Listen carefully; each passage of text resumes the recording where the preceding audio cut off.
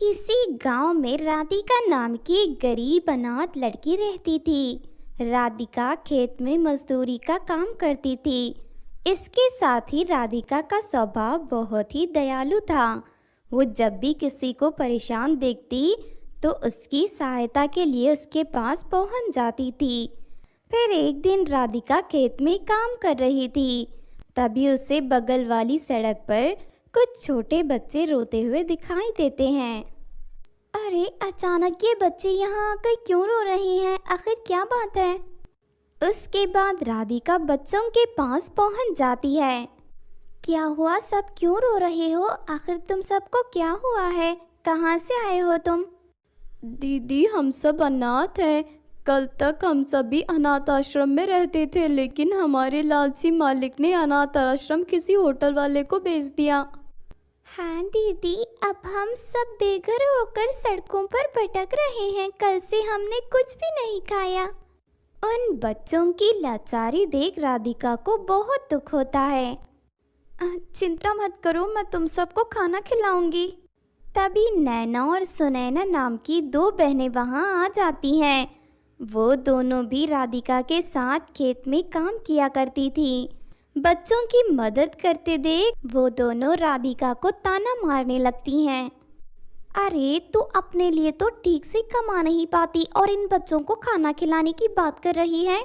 आज तो इन्हें खाना खिला देगी, लेकिन कल इन्हें खाना कौन खिलाएगा? मैं सबको रोज खाना खिलाऊंगी। आज से ये सारे बच्चे मेरे घर पर रहेंगे। देख, बड़ी बड़ी बातें करना बहुत आसान है। जब तू रोज इनका खर्च उठाएगी ना, तब तुझे तेरी नानी याद आ जाएगी। चाहे कुछ भी हो जाए, मैं इन बच्चों को इस हालत में नहीं छोड़ सकती। तुम सब चलो मेरे साथ। उसके बाद राधिका सभी बच्चों को अपने घर ले जाती है। फिर राधिका सारे बच्चों के लिए ढेर सारा खाना बनाकर तैयार कर देती है। फिर सभी पेट भर खाना खा लेते हैं। हमारी सहायता करने के लिए आपका बहुत बहुत शुक्रिया दीदी। क्या सच में आप हमें रोज इसी तरह स्वादिष्ट खाना खिलाया करोगी? हाँ हाँ, मैं रोज इसी तरह तुम्हें खाना खिलाऊंगी। उस दिन के बाद से राधिका अपनी सारी कमाई उन बच्चों की परवरिश में खर्च करने लगती है। लेकिन बेचारी राधिका बहुत कम पैसे कमाती थी, जिस वजह से कई बार खाना कम पड़ जाता था। राधिका बच्चों को पेट भर खाना खिलाकर खुद भूखी सो जाती थी। देखते ही देखते कई दिन बीत जाते हैं। फिर एक दिन शांता नाम की एक अमीर औरत अपने पति के साथ उस गांव में सुंदर सुंदर जगह की तस्वीर खींच रही थी। तभी लोगों से बात करते समय उसे राधिका के दयालु स्वभाव के बारे में पता चलता है। शांता फौरन अपने पति के साथ राधिका के पास पहुंच जाती है। गरीब होने के बावजूद तुम निस्वार्थ भावना से इन सभी बच्चों की देखभाल कर रही हो। मैं तुम्हारे इस काम से बहुत खुश हूँ। इसलिए हर हफ्ते मैं तुम्हें ढेर सारे पैसे दिया करूँगी, ताकि तुम इन बच्चों की अच्छी तरह देखभाल कर सको। उसके बाद शांता राधिका को ढेर सारे पैसे देकर चली जाती है। इस बात से राधिका और सारे बच्चे बहुत खुश होते हैं। उस दिन के बाद से उन सभी का रहन सहन और भी अच्छा हो जाता है। दूसरी तरफ ये सब देख नैना और सुनैना को बहुत जलन होती है। इस राधिका को बैठे बैठे बहुत सारे पैसे मिल रहे हैं। हाँ, अब तो ये मजदूरी करने भी नहीं आती। इसकी खुशी देखकर मुझे बहुत जलन हो रही है। मेरे पास एक बढ़िया उपाय है। हम दोनों को भी उस अमीर औरत के घर जाकर उसे अनाथ बच्चों के नाम पर पैसे मांगने चाहिए। उसके बाद दोनों बहनें शांता के घर पहुंचकर उससे पैसे मांगने लगती हैं। आपने राधिका को पैसे देकर उसकी मदद की है ना? हम दोनों बहनें भी बहुत अच्छी हैं। हम दोनों गरीब बच्चों की सहायता करना चाहती हैं, इसीलिए आप हमें पैसे दे दीजिए। अरे नहीं नहीं, मेरे पास इतने ज़्यादा बचत नहीं है। मैं तो सिर्फ राधिका को ही पैसे दे सकती हूँ। चलो तुम दोनों जाओ यहाँ से। उसके बाद दोनों बहनें मुंह बनाकर वहाँ से चली जाती हैं। अरे ये क्या, उस राधिका की वजह से अब हमें पैसे नहीं मिलेंगे। मेरे पास एक बढ़िया उपाय है। अगर हम राधिका को किडनैप कर लें तो फिर उसकी जगह हम उस औरत से पैसे ले सकते हैं। फिर अगले ही दिन दोनों बहनें धोखे से राधिका को किडनैप करके अपने घर में बांध देते हैं। देखो, लालच में आकर तुम दोनों बहुत बुरा काम कर रही हो, एक ना एक दिन तुम्हें इसका अंजाम भुगतना पड़ेगा। अरे तब की तब देखा जाएगा, हमें तो सिर्फ पैसों से मतलब है। फिर 2 दिन के बाद दोनों बहनें शांता के घर पैसे मांगने पहुंच जाती हैं। मीम साहब, राधिका तो बहुत बड़ी धोखेबाज निकली। आपने उसे जितने भी पैसे दिए थे वो सारे पैसे लेकर गांव से भाग गई है। हाँ, लेकिन हमें उन अनाथ बच्चों पर बहुत तरस आ रहा है, इसीलिए हम उनकी सेवा करना चाहती हैं। राधिका के बारे में ये सब सुनकर शांता को बहुत गुस्सा आता है। उसके बाद वो दोनों बहनों को पैसे देने का फैसला कर लेती है। उस दिन के बाद से हर हफ्ते शांता से दोनों बहनें पैसे लेने लगती हैं। दूसरी तरफ उन दोनों ने सारे अनाथ बच्चों को गांव से भगा दिया था। वो बेचारे बच्चे सड़कों पर यहाँ वहाँ भटक रहे थे। फिर एक दिन, ये दोनों बहनें बहुत ही लालची हैं, मुझे किसी भी तरह यहाँ से निकलना होगा। फिर काफ़ी कोशिश करने के बाद राधिका रस्सी खोलकर आज़ाद हो जाती है और घर से भागने लगती है। अरे वो देख, राधिका भाग रही है, चल पकड़ इसे। उसके बाद दोनों बहनें राधिका का पीछा करने लगती हैं। भागते भागते राधिका एक नदी के किनारे पहुंच जाती है। अब इसे जिंदा छोड़ना ठीक नहीं है, हमें इसे मार देना चाहिए। चल, इसके शरीर पर बड़ा पत्थर बांधकर इसे नदी में फेंक देते हैं। उसके बाद दोनों राधिका के शरीर में पत्थर बांधकर उसे नदी में फेंककर वहां से चली जाती हैं। लेकिन थोड़ी देर में नदी के पानी में एक बहुत बड़ा केले का पेड़ प्रकट हो जाता है। पेड़ पर लगे दरवाजे के अंदर से एक जलपरी बाहर निकलती है। जलपरी फौरन राधिका को पानी से बाहर निकालकर उसे केले के पेड़ के अंदर ले जाती है। उसके बाद जलपरी अपनी जादुई शक्ति से राधिका को होश में ले आती है। फिर जलपरी के पूछने पर राधिका उसे सारी बात बता देती है। मुझे उन अनाथ बच्चों को ढूंढना होगा, पता नहीं वो बेचारे बच्चे किस हाल में होंगे। तुम चिंता मत करो, मैं तुम्हारी सहायता करूंगी। उसके बाद वो केले का पेड़ नदी के तल में चला जाता है। वहाँ चारों तरफ ढेर सारे केले के अलग अलग पेड़ लगे हुए थे और साथ ही वहाँ बहुत सारी जलपरियाँ थी। तभी राधिका देखती है कि कुछ केले इंसानों की तरह चल फिर रहे हैं और जलपरियों से बात भी कर रहे हैं। ये सब देख राधिका को बड़ा आश्चर्य होता है। उसके बाद जलपरी राधिका को नदी के अंदर मौजूद केले की जादुई दुनिया के बारे में सब बता देती है। फिर दयालु जलपरी राधिका को एक थैली में ढेर सारे जादुई केले भरकर देती है। इस केले की सहायता से तुम धरती पर एक बहुत ही सुंदर केले का घर प्रकट कर सकती हो। बाकी के केले का इस्तेमाल करके तुम अपनी इच्छा पूरी कर सकती हो। उसके बाद राधिका सारे केले लेकर नदी से बाहर निकल जाती है। फिर वो एक केले के ऊपर बैठ जाती है और हवा में उड़ते हुए नैना सुनैना के घर पहुंच जाती है। राधिका जमीन पर 2 केले फेंक देती है। अगले ही पल में दोनों केले 2 चुड़ैल के रूप में बदलकर नैना सुनैना की खूब पिटाई करते हैं। हाय, मर गई रे, बचाओ बचाओ, कोई मुझे बचाओ। तुम दोनों को बचाने कोई नहीं आने वाला, मैं तुम दोनों को हमेशा के लिए बिल्ली बनाकर रास्ते पर छोड़ दूंगी। उसके बाद राधिका 2 केले उन दोनों बहनों के सर पर रख देती है और उनके जादू से दोनों बहनें बिल्ली बन जाती हैं।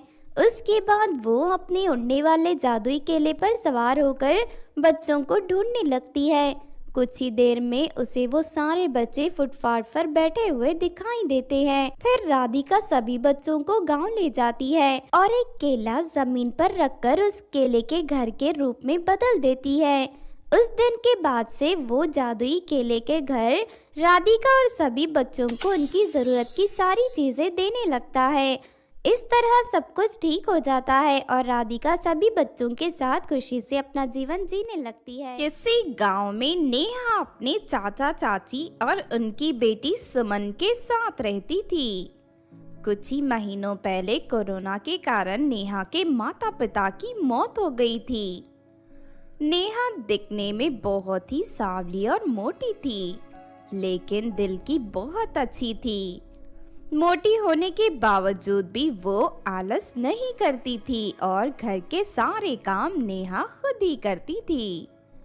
वही दूसरी तरफ सुमन दिखने में बहुत ही खूबसूरत थी, लेकिन दिल की बिल्कुल अच्छी नहीं थी। वो बहुत ही घमंडी और बड़े लोगों की बिल्कुल इज्जत नहीं करती थी। दिन भर बेड पर लेटकर फोन में लगी रहती। सुमन, यहाँ बेड पर लेटी तुम क्या कर रही हो? दिन भर बस फोन में लगी रहती हो। नेहा को देखो, वो घर के सारे काम करती है और पढ़ाई में अव्वल भी आती है। याद रखना, इस बार अगर तू फेल हो गई तो मैं तेरा मोबाइल चूल्हे में डालकर जला दूंगी। माँ तुम चिंता मत करो, मैं इस बार नेहा से भी ज्यादा मार्क्स लेकर आऊंगी। कुछ ही दिनों में नेहा और सुमन के एग्जाम आ जाते हैं। नेहा मन लगाकर पढ़ाई करती है और एग्जाम में अव्वल आती है। हाँ, हर वक्त मोबाइल में लगी रहती थी और एग्जाम में कुछ लिख नहीं पाती और फेल हो जाती है। ये क्या है सुमन, तू फिर से फेल हो गई? जरा नेहा को देख, फिर से अव्वल आकर तेरे पिता का सर गर्व से ऊंचा कर दिया है और तू है कि फेल हो गई। ये सब इस मोबाइल की वजह से हुआ है। आज मैं इसे भट्टी में डालकर जलाकर राख कर दूंगी। ये कहकर सुमित्रा फोन को चूल्हे में डाल देती है। माँ, तुमने ये क्या किया? इतना महंगा फोन तुमने जला दिया। तुम बहुत बुरी हो माँ, बहुत बुरी। आज के बाद तेरी सहेलियों से मिलना जुलना बंद। बस तू कॉलेज जाएगी और घर आकर पढ़ाई के साथ साथ मेरा काम में हाथ भी बटाएगी। इतना कहकर नेहा की चाची वहां से चली जाती है। इस बात से सुमन को नेहा पर बहुत ही ज्यादा गुस्सा आता है और वो नेहा से बदला लेने की ठान लेती है। ये नेहा की बच्ची कुछ ज्यादा ही अच्छी बनती है। कल कॉलेज में इसकी ऐसी बेइज्जती करूंगी कि ये किसी को मुंह दिखाने के लायक नहीं रहेगी। अगले दिन सुमन और नेहा दोनों कॉलेज पहुंच जाते हैं। कॉलेज में ब्यूटी कंपटीशन होने वाला था। नेहा भी उस कंपटीशन में हिस्सा लेने के लिए अपना नाम लिखवा देती है। तभी सुमन अपनी सहेलियों के साथ मिलकर उसका मजाक उड़ाने लगती है। अरे देखो देखो, ये काली कलोटी बैंगन रोटी भी ब्यूटी कंपटीशन में हिस्सा ले रही है। इसको तो काली मोटी भैंसों के कंपटीशन में हिस्सा लेना चाहिए। फर्स्ट प्राइज से ये कंपटीशन जीत जाएगी। हाँ तो ठीक कहती है। मैंने सुना है भैंस कंपटीशन से पहले अपने मुंह पर गोबर का फेशियल करती हैं। ये ले गोबर और नेहा का फेशियल कर दे। सुमन गोबर लेकर नेहा के मुंह पर लगा देती है और जोर जोर से हंसने लगती है। सुमन की बाकी सहेलियां और आसपास के लोग भी हंसने लगते हैं। ये देख नेहा को बहुत बुरा लगता है। तुम सब लोग बहुत ही ज्यादा बुरी हो। आखिर मैंने तुम लोगों का क्या बिगाड़ा है? ये कहकर नेहा वहाँ से रोती हुई भाग जाती है और नदी किनारे बैठकर रोने लगती है। भगवान, आपने मुझे इतना काला और मोटा क्यों बनाया है? इस दुनिया में लोग अच्छे दिल और हुनर को नहीं बल्कि रंग और रूप को देखते हैं। मम्मी पापा, आप भी मुझे छोड़कर क्यों चले गए? ये कहकर नेहा जोर जोर से रोने लगती है। तभी उस नदी में रहने वाली जलपरी नेहा की आवाज सुन लेती है और उसके पास आती है। तुम रो मत, मैंने अपनी शक्ति से तुम्हारे बारे में सब कुछ पता लगा लिया है। तुम बहुत अच्छी लड़की हो, मैं तुम्हारी मदद करूंगी। ये कहकर जलपरी नेहा को एक जादुई लिपस्टिक देती है और कहती है, ये लिपस्टिक जादुई है, इसे लगाते ही तुम परी जैसी खूबसूरत बन जाओगी। लेकिन याद रखना, इस लिपस्टिक को कभी अपने से अलग मत करना, वरना तुम पहले की तरह बन जाओगी। तुम्हारा बहुत बहुत शुक्रिया जलपरी। ये लिपस्टिक लगाने के बाद कोई मेरा मजाक नहीं उड़ाएगा और मैं कॉलेज का ब्यूटी कंपटीशन भी जीत जाऊंगी। ये कहकर नेहा वहाँ से घर चली जाती है और जैसे ही लिपस्टिक को लगाती है वो खूबसूरत परी जैसी बन जाती है। ये सब कुछ सुमन देख लेती है और लिपस्टिक को चुराने का फैसला करती है। रात को जब नेहा सो जाती है तो चुपके से सुमन लिपस्टिक को चुरा लेती है। अब मैं कल कंपटीशन से पहले ये लिपस्टिक लगाकर कंपटीशन जीत जाऊंगी। अगले दिन जब नेहा सोकर उठती है तो अपने आप को पहले जैसा देख घबरा जाती है और लिपस्टिक को ढूंढने लगती है, लेकिन उसे वो लिपस्टिक कहीं नहीं मिलती। अरे मेरी लिपस्टिक कहाँ गई? यही तो रखी थी। शायद किसी ने मेरी लिपस्टिक चुरा ली। अब मैं कंपटीशन कैसे जीतूंगी? ये सोचकर नेहा रोने लगती है। नहीं नहीं, मैं ऐसे रोते बैठ नहीं सकती। मैं काली और मोटी हूँ तो क्या हुआ, मैं बहुत अच्छा रैंप वॉक करती हूँ और मुझ में कॉन्फिडेंस भी बहुत ज्यादा है। मैं इस दुनिया को दिखा दूंगी कि रंग रूप ही सब कुछ नहीं होता। ये कहकर नेहा तैयार होकर कंपटीशन में चली जाती है। वहीं दूसरी तरफ सुमन लिपस्टिक लगाकर परी जैसी खूबसूरत बन जाती है और स्टेज पर आकर चलने लगती है। तभी अचानक सुमन की शक्ल भैंस जैसी बन जाती है और वो काली कलोटी भी हो जाती है। ये सब देख लोग हंसने लगते हैं। सुमन को बेइज्जती महसूस होती है और वो वहाँ से भाग जाती है।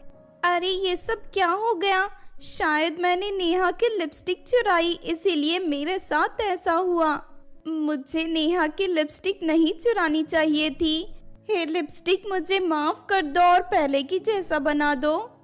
वहीं दूसरी तरफ नेहा पूरे कॉन्फिडेंस के साथ स्टेज पर आती है और रैंप वॉक करने लगती है। नेहा का कॉन्फिडेंस देख जजेस और वहाँ आए लोग बहुत ही ज्यादा खुश हो जाते हैं और तालियां बजाने लगते हैं। इस तरह नेहा कंपटीशन जीत जाती है और पूरे इलाके में ब्लैक ब्यूटी क्वीन के नाम से मशहूर हो जाती है। उस दिन के बाद से नेहा अपने रंग को लेकर कभी दुखी नहीं होती और अपनी जिंदगी खुशी से जीने लगती है। एक बार की बात है, किसी शहर में रीना और मीना नाम की दो सहेलियां रहती थी। एक दिन वो दोनों कॉलेज से घर लौट रही थी कि तभी वो दोनों देखती हैं कि आसमान में एक जादूगरनी जादुई कालीन के ऊपर बैठकर उड़ रही है। अरे वाह, एक औरत आसमान में उड़ रही है, ऐसा नजारा तो मैंने पहले कभी नहीं देखा। लगता है ये औरत कोई बड़ी जादूगरनी है। अगर किसी तरह हमें इसकी जादुई कालीन मिल गई तो हम उस जादुई कालीन की मदद से बहुत कुछ कर सकते हैं। फिर वो दोनों जादूगरनी का पीछा करने लगती हैं। थोड़ी देर के बाद जादूगरनी पहाड़ी के ऊपर बने अपने घर में पहुंच जाती है। जादूगरनी अपनी जादुई कालीन दरवाजे के पास रखकर घर के अंदर चली जाती है। तभी मौका देकर दोनों सहेलियां जादुई कालीन को उठाकर ले आते हैं। इससे पहले कि जादूगरनी बाहर आ जाए, चलो जादुई कालीन को लेकर यहाँ से भाग चलते हैं। फिर वो दोनों सहेलियां जादुई कालीन के ऊपर बैठकर हवा में उड़ने लगती हैं। अरे वाह, जादुई कालीन की सैर करने में तो बड़ा मजा आ रहा है। हाँ, तूने सही कहा, बहुत मजा आ रहा है। लेकिन तभी अचानक वहाँ तेज तूफान आ जाता है और जादुई कालीन का संतुलन बिगड़ जाता है, जिस वजह से उसकी रफ्तार कई गुना बढ़ जाती है। ये देख दोनों लड़कियां घबरा जाती हैं।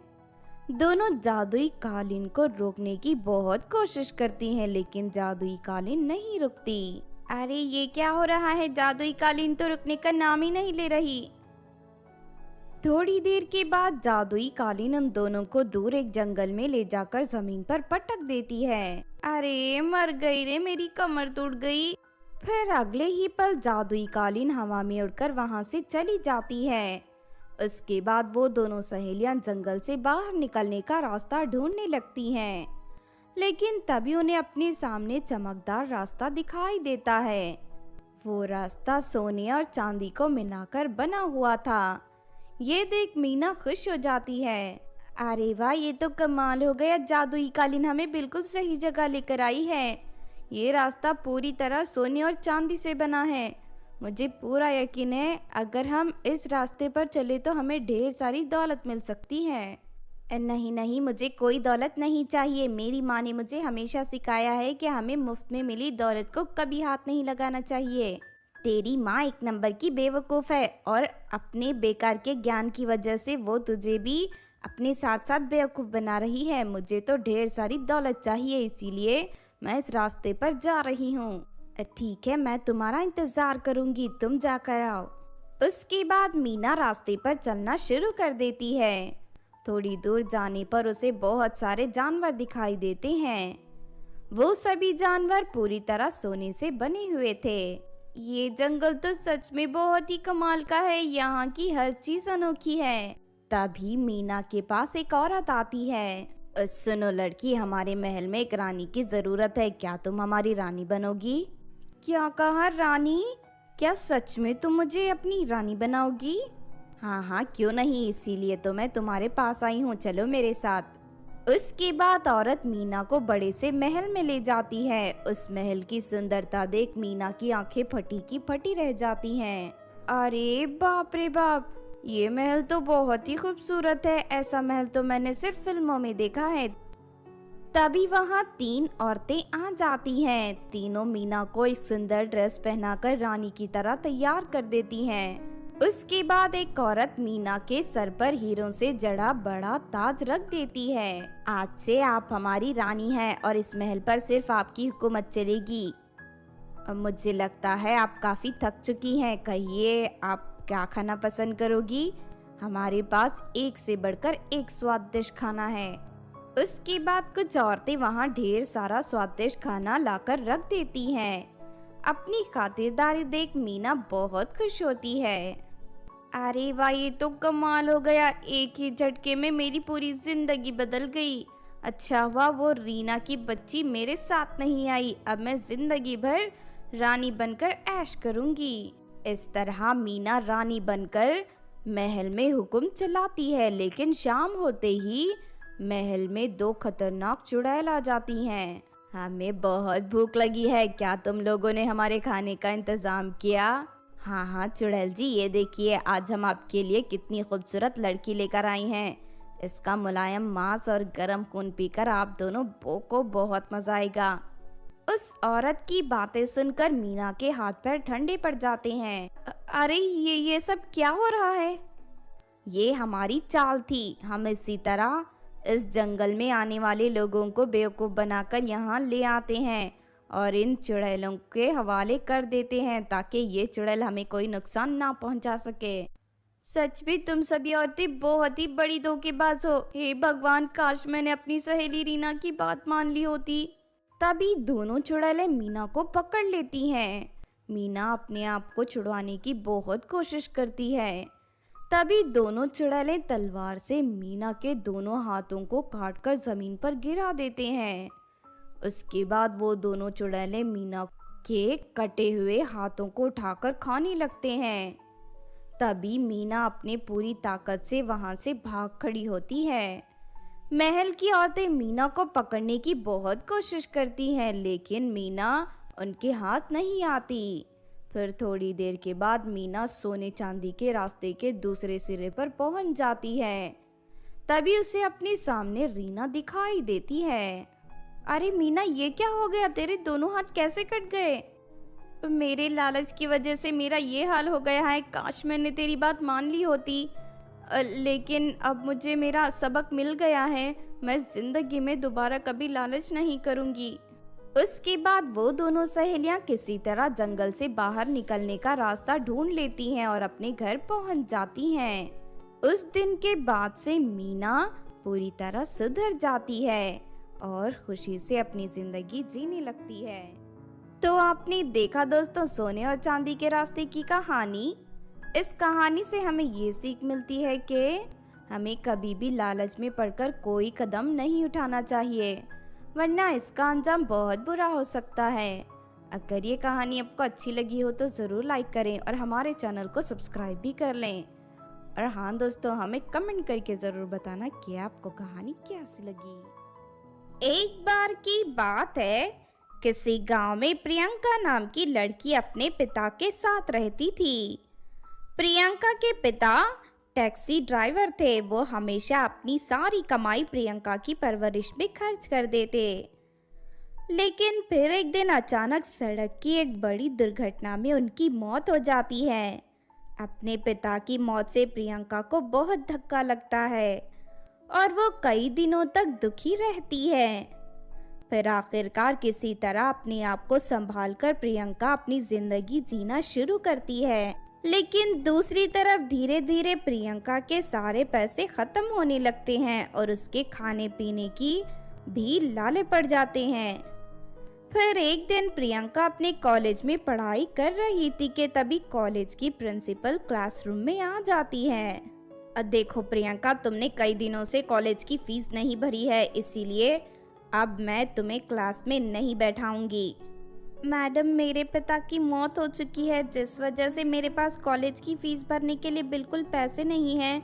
मेहरबानी करके मुझे क्लास से मत निकालिए, वरना मेरी पढ़ाई अधूरी रह जाएगी। देखो प्रियंका, मैं मजबूर हूँ, हमारे कॉलेज की कुछ नियम हैं, मुझे उन्हीं के हिसाब से चलना पड़ता है। तुम्हारे लिए बेहतर यही होगा कि तुम इसी वक्त क्लास छोड़कर यहाँ से चली जाओ। प्रियंका प्रिंसिपल से बहुत मिन्नतें करती है, लेकिन प्रिंसिपल प्रियंका की एक नहीं सुनती और आखिरकार उसे कॉलेज से बाहर निकाल देते हैं।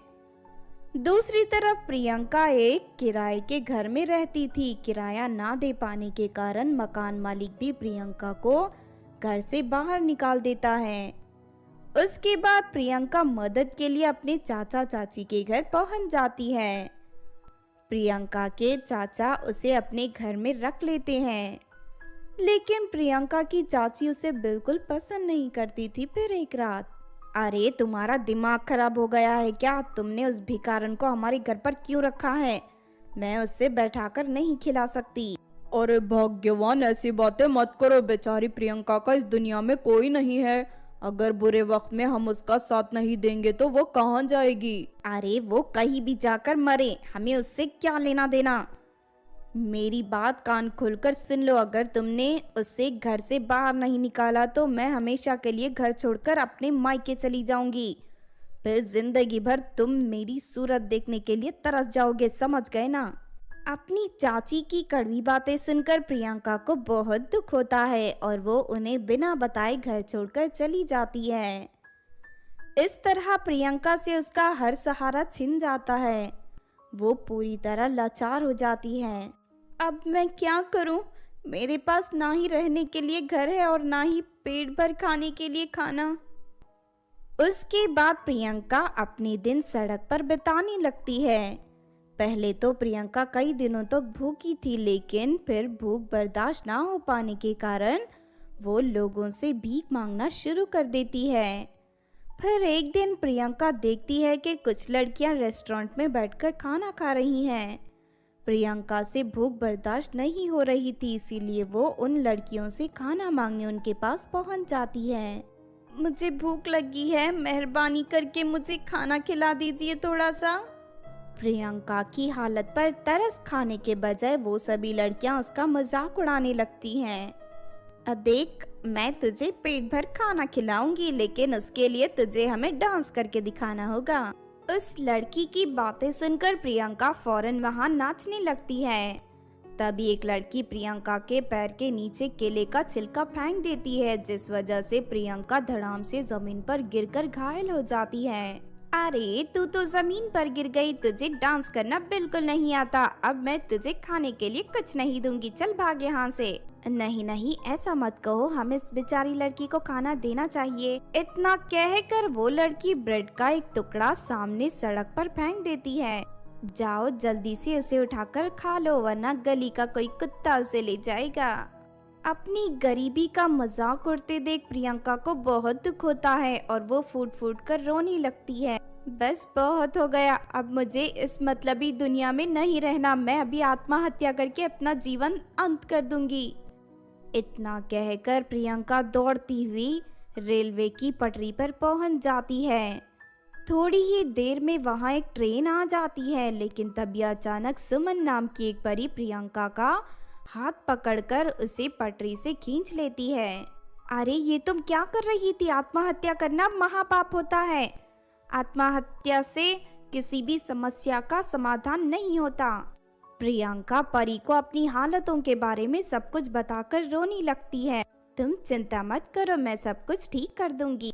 उसके बाद परी अपने पास से एक कमल का फूल निकालकर जमीन पर रख देती है। उसके ऊपर जादुई छड़ी घुमाने लगती है। देखते ही देखते वो कमल का फूल एक सुंदर से घर में बदल जाता है। फिर परी प्रियंका को लेकर उस घर के अंदर चली जाती है। अगले ही पल घर हवा में उड़ता हुआ खूबसूरत पहाड़ियों के बीच पहुंच जाता है। आज से तुम इस घर में रहोगी, यहाँ तुम्हें कभी किसी प्रकार की कोई तकलीफ नहीं होगी। ये घर तुम्हें तुम्हारी ज़रूरत की हर चीज़ देगा। उसके बाद सुमन परी शहर के कॉलेज में प्रियंका का एडमिशन करवा देती है। इस तरह वो दयालु परी प्रियंका की दुख भरी जिंदगी में खुशियों का उजाला भर देती है। फिर प्रियंका अपनी जिंदगी खुशी से जीने लगती है। जना एक गरीब लड़की थी। वो अपने माता पिता के साथ एक छोटे से गांव में रहती थी। संजना के पिताजी रोज पास के शहर में मजदूरी करने जाया करते थे। पिताजी, मेरे पास एक भी नई ड्रेस नहीं है। कल मुझे कॉलेज की पिकनिक पर जाना है। अब जानते हैं मैं हमेशा वही पुराने कपड़े पहनकर बाहर घूमने जाती हूँ। मेरी सब सहेलियाँ मेरा मजाक उड़ाती हैं। फिक्र मत करो बेटी, आज मैं सेठ जी से तनख्वाह लेकर तेरे लिए नई ड्रेस जरूर लूंगा। इतना कहकर संजना के पिताजी काम पर चले जाते हैं। उसके बाद संजना अपनी सहेलियों को नई ड्रेस मिलने की बात करने लगती है। तभी संजना के पड़ोस में रहने वाली कविता वहाँ आ जाती है। क्यों री संजना, क्या बात है? आज तो बहुत चहक रही है। कोई खजाना मिल गया है क्या तुझे? संजना के पिताजी इसके लिए एक नई ड्रेस लेकर आने वाले हैं। अरे इसके पिताजी तो मामूली मजदूर हैं जो शहर में बोरियां उठाने का काम करते हैं। वो इसके लिए नई ड्रेस कभी नहीं खरीद कर ला सकते। देख लेना, फुटपाथ की किसी दुकान से कोई पुरानी ड्रेस लेकर आएंगे। इतना कहकर कविता हंसती हुई वहाँ से चली जाती है। फिर शाम होते ही संजना दरवाजे पर बैठकर अपने पिताजी के आने का इंतजार करने लगती है। लेकिन देखते ही देखते रात हो जाती है, लेकिन संजना के पिताजी घर नहीं आते। क्या हुआ माँ, अभी तक पिताजी लौटकर क्यों नहीं आए? बेटी, मुझे भी इस बात की चिंता हो रही है। तेरे पिताजी इतनी देर तो कभी नहीं लगाते। पता नहीं क्या बात है। मैं काफी देर से उन्हें फोन लगाने की कोशिश कर रही हूँ, लेकिन वो फोन उठा ही नहीं रहे। फिर संजना अपनी माँ को लेकर शहर की ओर चल देती है। तभी संजना देखती है कि उसके पिताजी रास्ते के किनारे घायल अवस्था में पड़े हैं और उनके शरीर से लगातार खून बह रहा है। हे भगवान, मेरे पिताजी को क्या हो गया? दोनों माँ बेटी जल्दी से उन्हें उठाकर पास के अस्पताल में ले जाते हैं, लेकिन वो अस्पताल पूरी तरह खाली था। वहाँ कोई डॉक्टर नहीं था।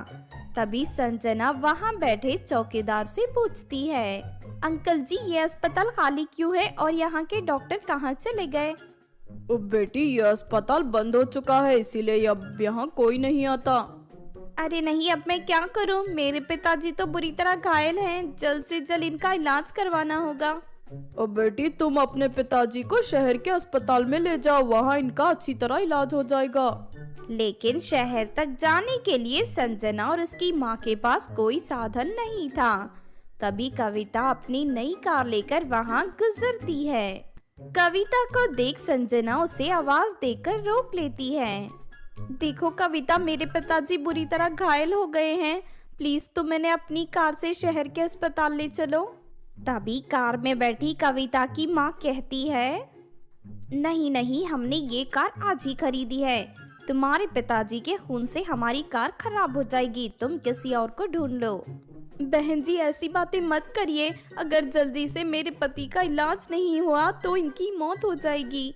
लेकिन कविता और उसकी माँ को कोई फर्क नहीं पड़ता। इसके बाद कविता कार स्टार्ट करके वहाँ से चली जाती है। संजना और उसकी माँ अपनी लाचारी पर दुखी होकर रोने लगते हैं। तभी संजना की नजर आसमान पर पड़ती है। आसमान से एक बड़ी एम्बुलेंस उड़ती हुई उनकी ओर आ रही थी। थोड़ी ही देर में वो एम्बुलेंस जमीन पर उतर जाती है। उस एम्बुलेंस के अंदर से कुछ परियां बाहर निकल आती हैं। संजना के पिताजी को उठाकर एम्बुलेंस के अंदर ले जाती हैं। तुम दोनों आगे की सीट पर बैठ जाओ। संजना और उसकी माँ एम्बुलेंस में बैठ जाते हैं। फिर वो एम्बुलेंस हवा में उड़ती हुई बादलों के ऊपर पहुंच जाती है। वहाँ परियों का एक बड़ा सा अस्पताल था। फिर एक डॉक्टर परी संजना के पिताजी का इलाज शुरू कर देती है और कुछ ही घंटों में संजना के पिताजी पूरी तरह स्वस्थ हो जाते हैं। हम गरीबों की मदद करने के लिए आप सभी परियों का बहुत बहुत शुक्रिया। कोई बात नहीं, ये हमारा फर्ज था। इसी तरह हम गरीब और लाचार लोगों की मदद किया करते हैं। तुम हमारे अस्पताल का कार्ड रख लो। जब भी तुम्हें कोई मुसीबत हो तो हमें फोन कर देना, हम तुम्हारी मदद के लिए आ जाएंगे। उसके बाद वो परियां संजना और उसके माता पिता को वापस उनके गांव पहुंचा देते हैं। इस तरह सब कुछ ठीक हो जाता है और संजना फिर से अपने परिवार के साथ खुशी से रहने लगती है। बहुत समय पहले की बात है। किसी जंगल में एक जादूगरनी रहती थी। उस जादूगरनी का घर बहुत ही सुंदर था और साथ ही इसके घर में तरह तरह की खूबसूरत चीजें मौजूद थी। एक दिन जादूगरनी कहीं बाहर गई हुई थी। वहां से कोमल और रागिनी नाम की दो सहेलियां गुजरती है। तभी उनकी नजर जादूगरनी के घर पर पड़ती है। इतना खूबसूरत घर उन्होंने अपने जीवन में कभी नहीं देखा था। फिर उत्सुकतावश दोनों घर के अंदर चली जाती हैं। घर के अंदर मौजूद खूबसूरत चीजें देख उन दोनों सहेलियों की आंखें फटी की फटी रह जाती हैं। तभी एक जादुई आईना उन दोनों से कहता है, सुनो, मुझे तुम दोनों की मदद की जरूरत है। ये जादूगरनी मुझे एक परी के घर से चुरा कर लाई है। रोज रोज इस बदसूरत जादूगरनी की शक्ल में देखकर थक चुका हूँ। मैं यहाँ से बाहर निकलना चाहता हूँ, इसीलिए तुम दोनों मुझे अपने साथ ले जाओ। मेरे पास एक खास तरह की जादुई शक्ति है। मैं किसी भी बदसूरत लड़की को खूबसूरत बना सकता हूँ। ये सुनकर दोनों सहेलियां खुश हो जाती हैं। तभी उन्हें उस आईने के बगल में एक और काला सा आईना दिखाई देता है। यहाँ तो एक और आईना रखा है। क्या ये आईना भी तुम्हारी तरह जादुई आईना है? हाँ, इसके पास भी जादुई शक्तियाँ हैं, लेकिन एक बुरा आईना है। खूबसूरत लड़कियों को बदसूरत बना देता है। इसे अपने साथ मत ले जाना। लेकिन रागिनी और कोमल बहुत चालाक और लालची लड़कियां थी। दोनों सहेलियां वहां मौजूद दोनों आईनों को उठाकर अपने घर ले जाती हैं। फिर अगले दिन वो दोनों एक ब्यूटी पार्लर खोलकर सड़क से गुजर रही लड़कियों को आवाज देने लगती हैं। हम काली कलोटी बदसूरत लड़कियों को परियों की तरह खूबसूरत बनाती हैं। जो भी लड़की खूबसूरत बनना चाहती है हमारे ब्यूटी पार्लर में चली आओ। तभी वहां से गुजर रही एक काली लड़की उन दोनों से कहती है, देखो मेरा रंग कितना काला है, इस वजह से कोई लड़का मुझे देखना भी पसंद नहीं करता। क्या तुम दोनों मुझे सच में खूबसूरत बना सकती हो? हाँ हाँ, क्यों नहीं, ये तो हमारे बाएं हाथ का खेल है। लेकिन हम तुम्हें सिर्फ 1 महीने के लिए खूबसूरत बना सकती हैं। उसके बाद तुम फिर से पहले की तरह हो जाओगी। लेकिन इस काम के बदले तुम्हें हमें पूरे 10,000 रुपए देने पड़ेंगे। 1 महीने के लिए ही सही, लेकिन मैं खूबसूरत बनना चाहती हूँ। मैं तुम्हें 10,000 रुपए देने के लिए तैयार हूँ। चलो अब जल्दी से मुझे खूबसूरत बना दो। ये सुनकर रागिनी और कोमल खुश हो जाते हैं। इसके बाद वो दोनों उस लड़की को ब्यूटी पार्लर में रखे जादू आईने के सामने बैठाकर उसका मेकअप करने लगती हैं। तभी वो जादुई आईना अपनी शक्ति से उस काली बदसूरत लड़की को एक परी की तरह गोरी और सुंदर बना देता है। ये देख वो लड़की खुशी से नाचने लगती है और रागिनी के हाथ में 10,000 रुपए देकर वहां से चली जाती है। फिर अगले दिन दोनों सहेलियां जादुई आईने की मदद से बदसूरत लड़कियों को खूबसूरत बनाकर ढेर सारे पैसे कमाने लगती हैं। हमने बहुत सारी लड़कियों को गोरा बना दिया है। अब 1 महीना पूरा हो चुका है।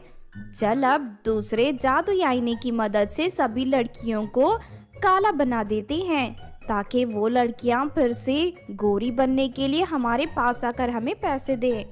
फिर रात होते ही दोनों सहेलियां चोरी छुपे लड़कियों के घर जाकर बुरी जादुई आईने की शक्ति से उन सभी लड़कियों को काली बना देती हैं।